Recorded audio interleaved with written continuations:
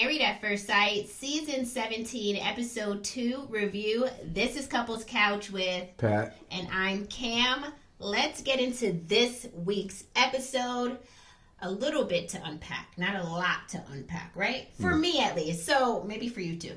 Maybe for y'all too. But before we do that, let's get into a little bit of housekeeping really quickly.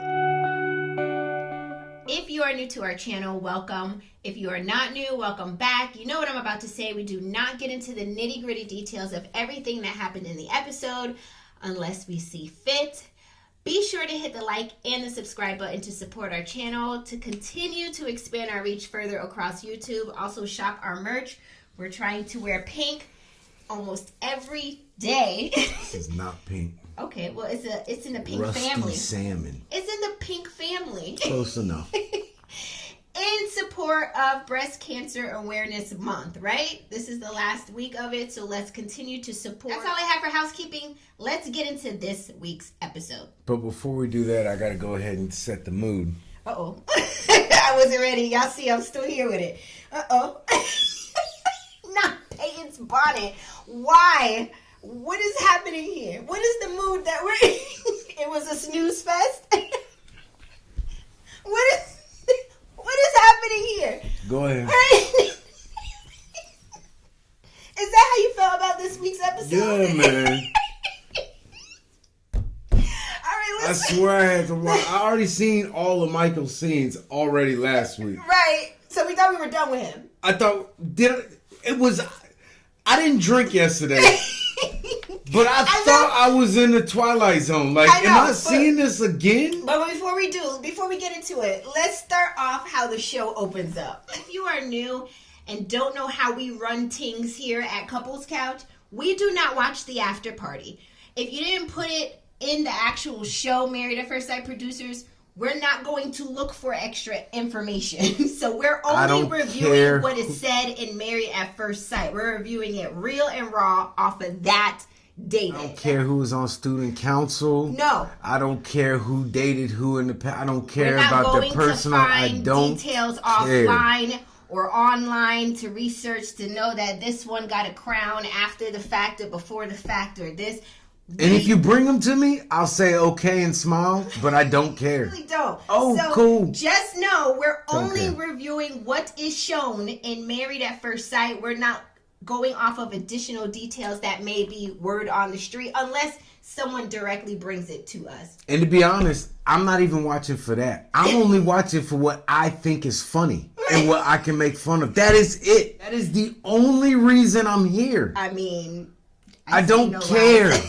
See no lies. All right, we got our rant out, right? You know, this person is that person is the sword and they probably was butt. I don't care. He stood up there with a sword and a crown on. He looked like an idiot. I don't care if his mama gave it to him, if she gave it to him. I don't care if the Queen of England gave it to him before she passed. I don't care. You look stupid with a crown and a sword at the altar. Who are you, King Henry? Okay, let's get into If you're not royalty, you got a crown and a sword, you're the idiot. I don't care who gave it to you. All right. And with that, let's get into this week's episode. The show opens up with Emily and Brennan getting married. They pick up right where they left off. So Emily and Brennan are saying, I do, and the crowd cheers, and now they're walking out. Who this? Brennan and Emily go outside in the cold. I'm going to need their doppelgangers. I have no idea who you're talking about. Emily is the one who looks a little brolic and she's brown, blonde hair. The drunk. Emily, a.k.a. Virginia. Who showed her uche at the bachelorette party. That's who Emily is. Okay. People and are saying that she reminds them of Virginia from past seasons. Again. I don't remember who Virginia. I mean, I remember the drunk lady, but if she's in the lineup, I couldn't pick her out. Okay, so Emily and Brennan sit down in the cold. That's the part that got me. Yeah, I'm like, there's snow on the ground, and I ain't got a jacket on. This is how I felt too. You know, couldn't have been us. Cold. Couldn't have been us. Couldn't have, but they would have had me inside to talk about this. I mean, us, individuals, specifically. We're not going in the cold. No, I'm not doing Kamara put the kids in jackets this morning. I'm like, it's raining, but Payne's like, it's humid outside, Mom. Bring your jacket, you're going to get sick. I'm always putting on a jacket. If you got snow on the ground, you think we're not going to have a jacket? I'm not sitting outside anyway. In a wedding dress. Y'all better move the cameras and the microphones. I'm not sitting outside. Do I got skis on? No, because I ain't skiing. I ain't going outside. Not doing it. Y'all don't have a lounge? Emily tells Brennan that he is her type physically, and let's see if she can pass or he can pass the personality test. You know, off top there, she's already telling him, like, yeah, I like what I see here. Let's see if you can pass the personality test. Time will tell. Then Emily proceeds to ask him... What is your nationality? Because you're orange. I don't know what the origins of orange is. It was probably her tan and her makeup combined that got that color going on. And why her hands red? Because it's cold outside. The poor girl and they call freezing. us colored, and she 3 different shades right here in front of me. But I'm colored. The girl if this was 1920s. Freezing. Her hands were literally red in that scene, and I and her nose, just this part. She was freezing. She's a good sport. The rest of it was orange. She's a very good sport. They would have hurt my mouth. I would have been like, nope, this is not what we're going to do. But they would have heard me from a window looking outside. I'm not going out there. Do y'all see out there? It's snowing. I'm not going out there. So Emily proceeds to ask Brennan about his family. And this is what she asks. Are your family... Do y'all party? Are you partiers? Brennan... Do y'all party? Right. I like to party. Brennan says his dad's body is made up of 90 or more % vodka. I guess that's his way of trying to make a joke. Yeah, he said something like that. Thank you, because it was a snooze fest. I'm glad you heard the parts I did. Is that what he said? Yeah, because I'm like, what is that? So? I guess he's trying to say they drink a lot, and that's his way of saying that they party a lot. So yeah, and his parents are at home like... Why? They yeah, tell national TV we party. What? And her parents, they probably so sick of her, like, just go be somebody else's problem. Just take her. Somebody take her. I think that these are not questions that I would specifically ask in this moment. I would be more asking other questions, but this is what she decided to ask. They pop champagne, they take a drink, and that was it for that scene. If you would have asked me, like on our first date, like is Poppy and Gigi? So does Poppy and Gigi party? Like, listen, basehead.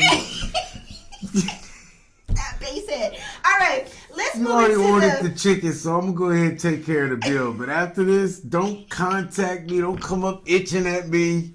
We don't know each other. I'll pay for your meal as a charity, but you go on party. Does your family party? My girl wants to party all the time, party all the time, party all the time. Are you trying to party with all the males in my family? What are you talking about? Next scene, the couples are shown picking out their wedding attire. Of course, we don't care. Only thing that stood out to me in that scene, I highlight, is that I confirmed, even though you guys confirmed for me last week in the comment section, but I've really confirmed from, what's his name? Cameron himself, that he's from New Zealand.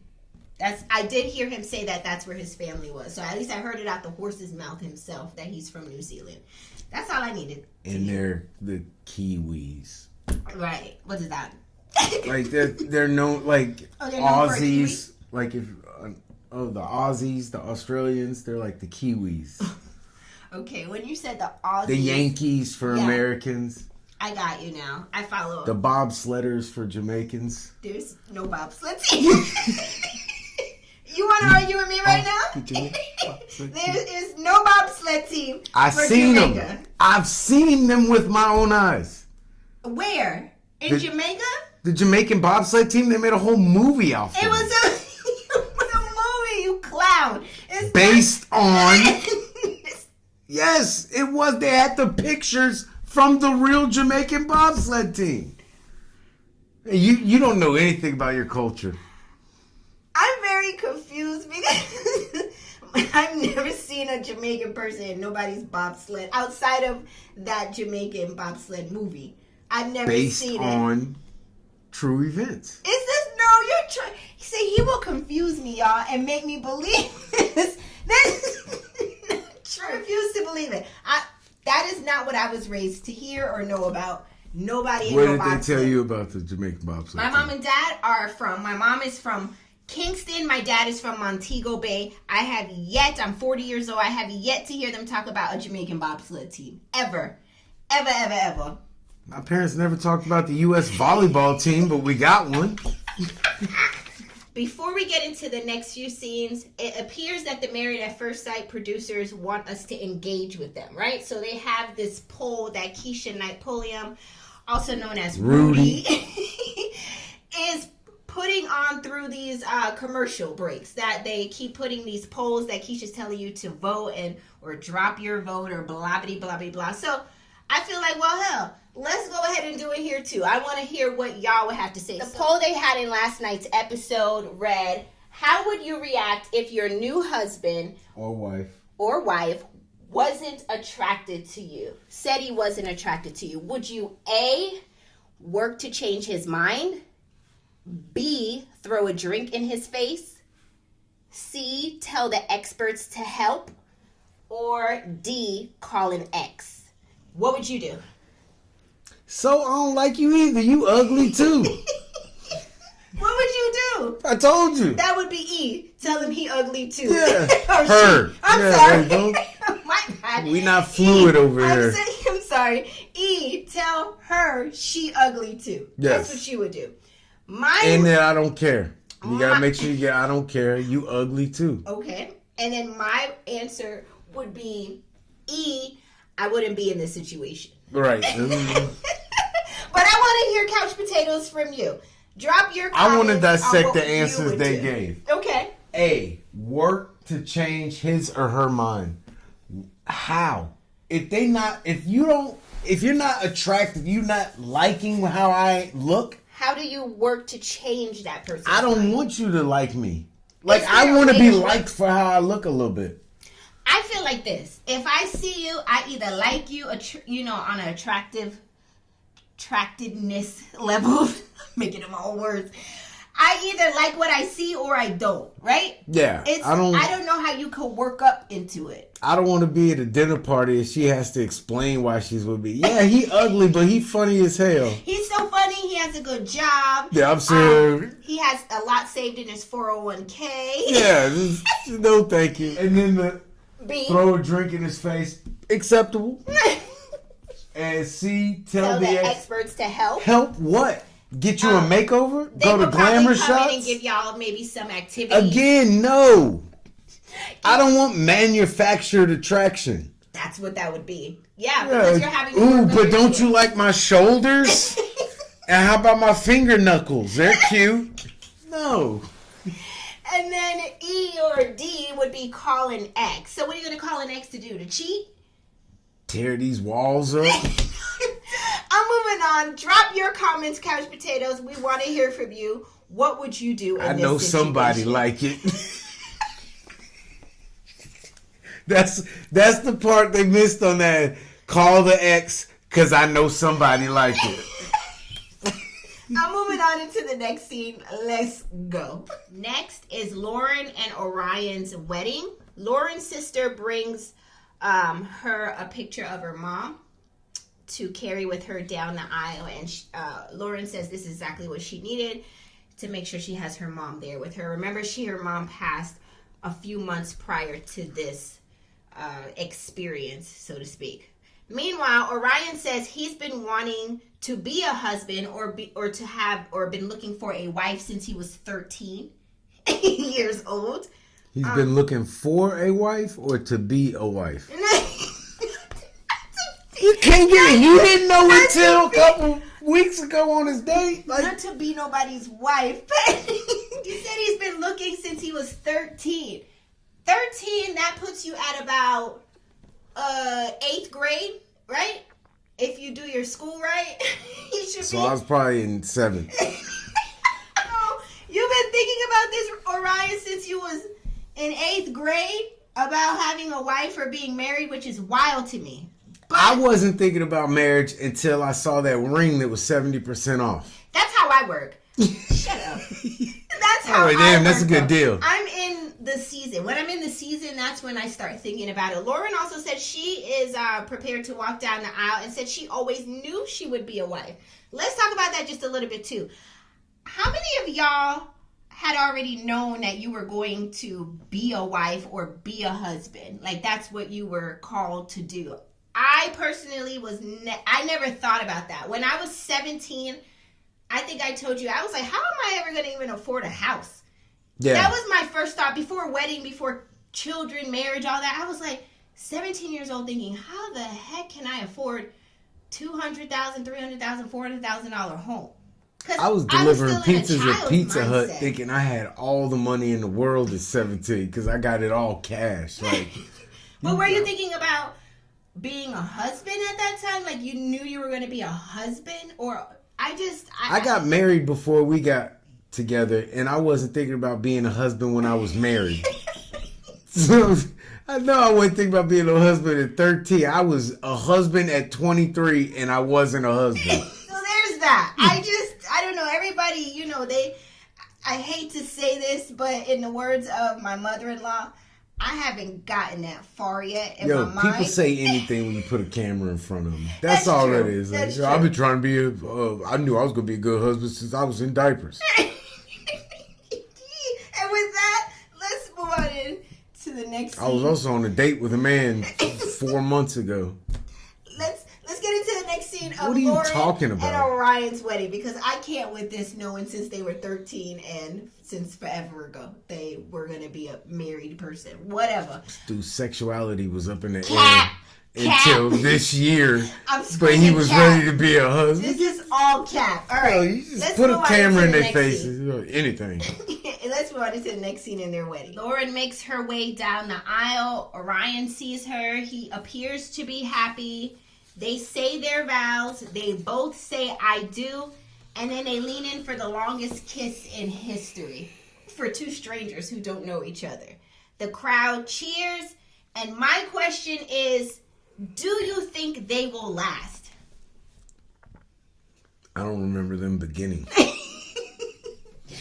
My second question is, do you think they will find each other attractive? Yeah, she's into everything. And so is he apparently too. Well, he's kind of into everything. Well, that's true. That's true. He's a faker. So I'm interested to see. I'm interested to see if they will find each other attractive. Of course, we'll see that more in their interactions. What do you mean you're interested? They're just tongue wrestled. Yeah, that's true. I mean, but it's one thing to kiss at the wedding, and it's a whole other thing when they're now having to live with each other and have intimacy. You know how they give them those intimacy activities to make sure that they're close and intentional with their physical touch. These two are going to be rubbing rocks and crystals together by tonight. Let's get into the next. I love your energy. You too. Next scene, they show Michael's wedding again.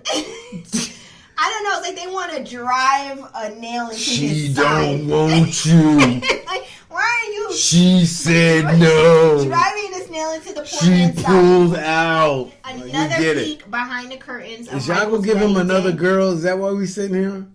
Producers. She's on the way. Just stall him. We just need another episode. We can bring her in episode 3. Stall him for episode 2.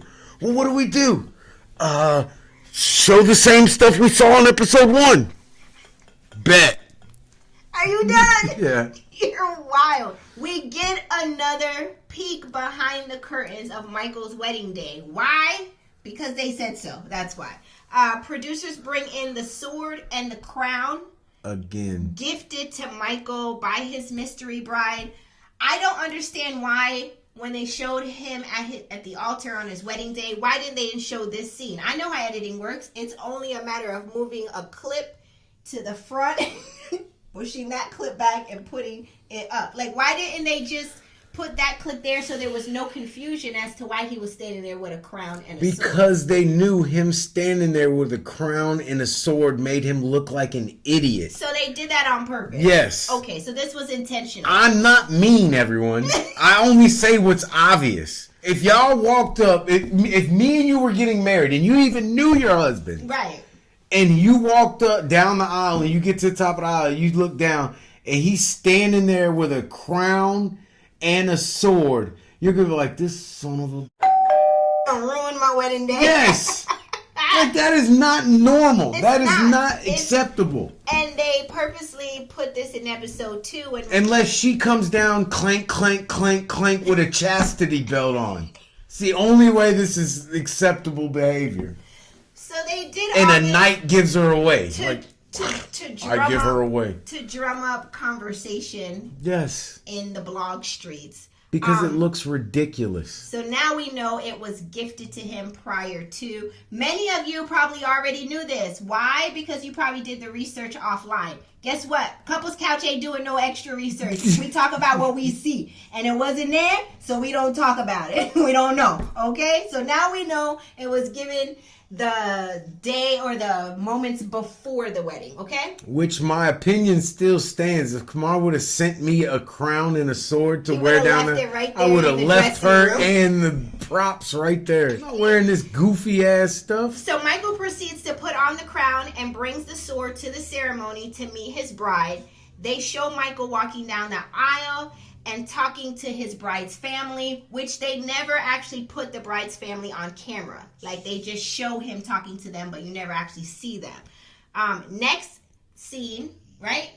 The bride comes walking into him. She tells him why she can't do this. He tells her why it's okay. He understands. And he is very gracious to her, right? He gives her a pass and let her, he don't black out. He don't black out. He don't do the Martin. Or is that Martin or is that Jamie Foxx? That's the Jamie Foxx.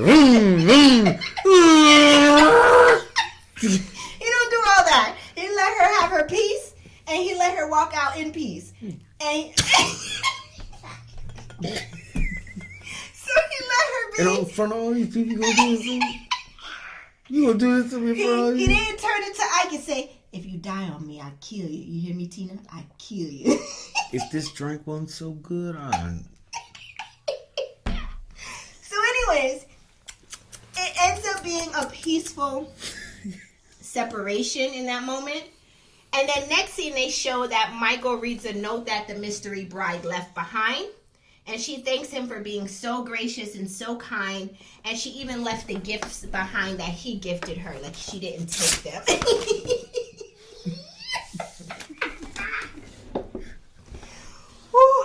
So what did we find out in these scenes? We find out that the crown and the sword was gifted prior to, right? That's what we found out. Like I said, most people already knew, so don't come for me like, we knew already. Okay, y'all knew. We have lives. We got football practice. We got to order groceries. We got to pick up the groceries. We had snacks last week for the football game. Yeah, we got, trunk or treat. We gotta don't have get time. Trick or treat candy. We gotta get costumes. Right. You want me to go find out why he wore a... Yeah. He wore it. Okay. I don't care why. So we found that out. What else did we find out in Nothing. This scene? My question then... I can sleep with my eyes open. My other question then is, do you guys think that this was still a setup? Like, was it fake? Was the bride walking in to talk to Michael a paid actress? Because the bride was already actually long gone. Do we think it was fake still? You know why I look so young for my age? Here we go. Because I don't bother my mind with things that don't matter. If it was staged, it was staged. Right. If it wasn't staged, it wasn't staged. Either way, I don't care. It's one less couple to worry about. In the words of my Jamaican father, we don't put trash on our brain. We didn't care though. We don't. So if it is staged, it was looking that way because they never show the girl's face. She even, as she's walking out the door, she kind of pulls her...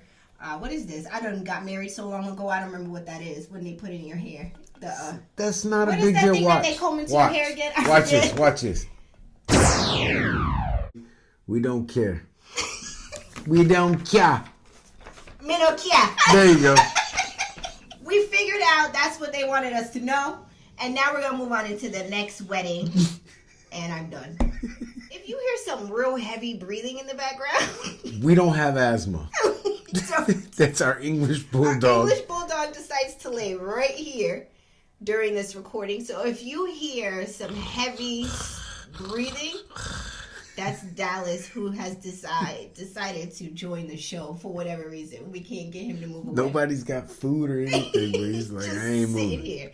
All right. Next scene is Austin and Becca's wedding. Austin and Becca arrive to the wedding venue and prepare for their wedding. They both appear very nervous, of course. Austin's mom, the one who had the screw face, who transformed into Denzel Washington in Training Day, when she said, "Oh, you mother," she is here at the wedding dressed in all black like the Omen. So I guess you're going to go through with it. I guess I got to be here. Throwing the indirect shade, like, well, I guess, I'm going to let you make your own decision. Because why? Adult. Because you're a grown man. So I guess this is her way to let go. See how grown you are in 2 months when your car payments. I guess she decided to let go and let God. There right? you go. In this moment. So the time has now come. Becca comes in to the wedding venue and she sees Austin, and she comes in like in a manic mode. To me, is how I took it. Maybe because she was like, "Oh my God, I'm here! Right, but you don't gotta break our chairs." Hello!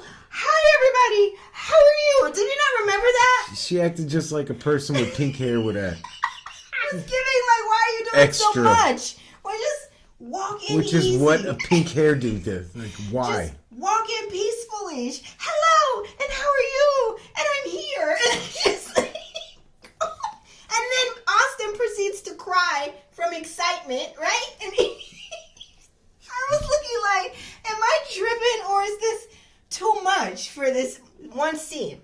Anyways, they say their vows.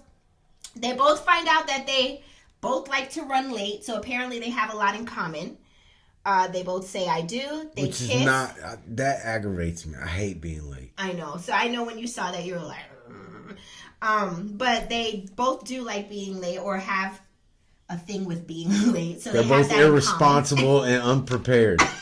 They kiss. They say I do, or I do, and then We're kiss. late all the time. It's not cute. The crowd cheers for them. Idiots. They walk out to the cold, sit down to get to know each other. And then this is where they start asking the questions that matter to me. Like, they were asking decent questions. Where do you live? What do you do for work? How old are you? Not, are your family members partiers? We didn't ask any of that. And they seem to get to know each other. They seem sensible. And then that was it for that scene. Austin's answers would have matched her questions about partying. Like, did your family party? Well, I got 2 roommates that I've known since college, so we party. Is that not weird that he was 31 years old and you got roommates? I mean, since college? You should have your own place. Maybe that's why his mom giving him the His side mama know the deal. Yeah, she was like, you ain't ready, cuz. But she didn't say that, but her face said it all. Her face needs delivery. When you split the utilities 3 ways, you ain't ready. You ain't ready. You ain't ready. You ain't ready. Let's move on into the next scene. In the final scenes of this episode, we see Cameron and Claire's wedding. Cameron and Claire arrive to the wedding venue to get prepared for their wedding. They both, of course, seem nervous. Cameron sends Claire, and you got to speak to this because I think I zoned out, right? He sends her what exactly? A kiwi. Is it? I didn't see it, so I didn't put eyes on this. It's a kiwi bird. Be a little bit more descriptive. Imagine if the person's blind. So that's how you got to explain. All right. Go ahead. If you're blind, why are you watching this show? Go get you an Audible account. That's not the point. That's not the point. I'm trying to prep you to explain what we didn't see. That's Let me the play point. charades with a blind person and describe a bird. They never seen a bird, a ball. Okay. What is a ball? Round. What is round? Let me see your hands. Feel that? That, but bigger and hairy. Feel like this. But it got a beak. This is why. This is why I have to pay better attention. Because if I'm expecting Patrick to give y'all the details, he can't. It was a kiwi, a bird from New Zealand. I'm gonna look it up. And she's an idiot. And she tell me I what guess happened. some people aren't very romantic, yeah, because you don't know. I think maybe he was trying to give her a hint of where he's from. Yes. And it didn't land. It's like their national bird. Okay. Well, that's like me gifting you a plate of ackee and saltfish. Because that's our national dish from Jamaica on the wedding day. It'd be better than the gift I would have gave you. I already got you a ring. Why I gotta get you a gift? I'm just saying. Stupid. That and push gifts. That's another dumb thing Kamara didn't get. I didn't know about them yet at that point. Because they don't exist. I'm done with it. Listen. Okay. I gotta give you a push gift, a child support. So what happened in this scene? I'm done with you. I'm done with you. What do I happened in this get? scene is she got a bird. Was it an actual? No, you said it was a stuffed animal bird. Who? Almost asked was an actual bird. This is what You happened. almost made me drop the F-bomb. Who the gives a real bird? It was a stuffed kiwi bird. Kiwi birds are like the national bird, or they signify New Zealand. He was trying to let her simple ass know he was from New Zealand. It takes a long time for it to get here, blah, blah, blah, blah. Okay. But all she wanted a romantic Zales commercial or something. That's what happened. Every gift begins with K. She wanted K's commercial. Yeah. Okay. I want y'all to understand, while my eyes were on the TV screen, I didn't process anything what happened here. I have a hard time remembering Cameron and Claire. They're just not memorable for me. And I mean that in the nicest way possible. I cannot see who they are. I must have asked him at least 12 times. What are their names again? Like, I couldn't receive them. For whatever reason, I'll do better next episode. You won't. But I cannot seem to... I can't receive them in my spirit just yet. So I thank you for actually being... He talked about the kiwi bird. It wasn't even them. I don't remember. This is the kiwi bird. Okay. Well, then she got the bird. She didn't seem happy is what you told me, right? Yeah. And then they proceed to have the time. And her evil sisters were chiming in on it. What they look like? What did they say? Cinderella and her evil sisters. What did they say? They were just like, ooh, boo, whatever. I don't know. I didn't see it. Tell me. No one Googled a kid. Like, they were just like, I guess it's, I don't know. They were stale. Yeah, just don't. I don't like them. I don't like them. I don't got a reason. Because I don't. And I don't. All right, I'm sorry. So next, the time has come for Cameron and Claire to marry each other. Claire gets ready to enter the ceremony room. I'm bad with this. Can you tell I didn't really pay attention? And then I did see Cameron look up to the door as though she was about to walk in. And then, boom, that was the end of episode 2. Did this episode give everything it was supposed to have? Gabe? Drop your comments in the comment section below. What do you think? We all know this goes. Nothing interesting is going to happen again until week 5.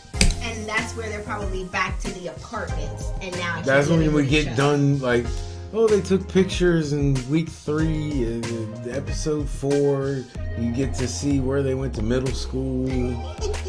Their old neighborhood. Yeah. Then finally, week 5 is like day 2 of the wedding. Y'all. He ain't lying. I want y'all to know, if this episode gave everything it was supposed to have, Gabe, be sure to drop your comments in the comment section below. We would love to hear from you. Also, be sure to hit the like and the subscribe button to support our channel. Getting ready for week 3. I want to hear from you guys. We will see you again next week for episode 3. Bye, everybody. Good night.